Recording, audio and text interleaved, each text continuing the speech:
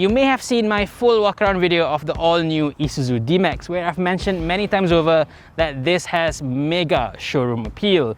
Just to add on to that, here are 5 more things that you may not know about the new D-Max, even if you do visit the showroom. Let's go check it out.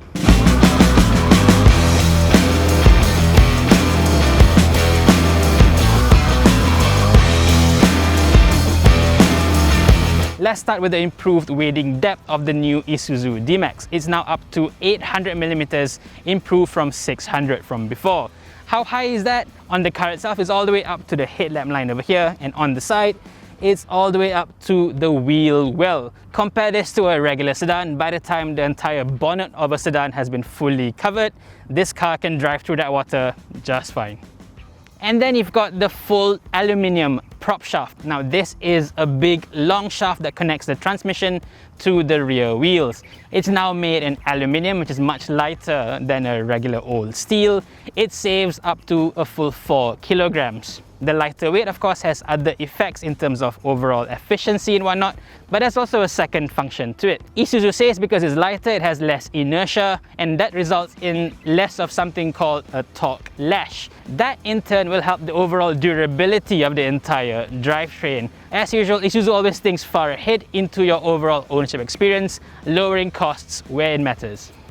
And then we get to the back, and while this car does have LED illumination and LED brake lights, the turn signals are still using good old bulbs. You may think that this is old school or a cheap way out or whatever it is, but there is a very good reason for that. Because your turn signals are always blinking in and out, there is a high possibility of it failing eventually. And when it does, if it's using LEDs, it's going to be very expensive to replace. If it's using bulb, that's like a 1-2 ringgit replacement, is a lot cheaper in the long run.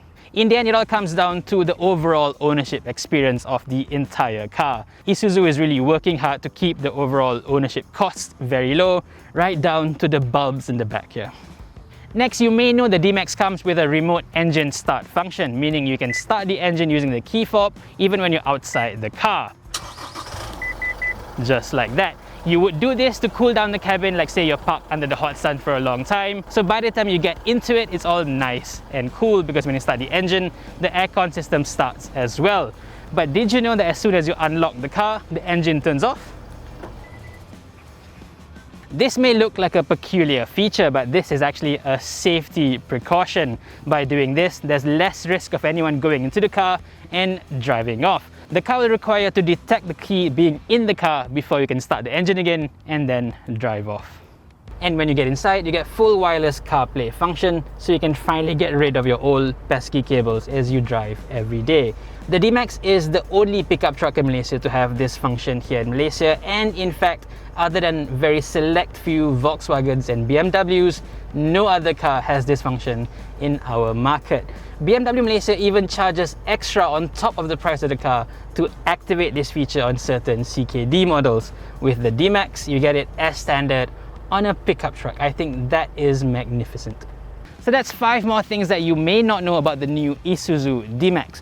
With me, it's always the small details that make or break the car, and with the D-Max, the attention to detail is certainly impressive.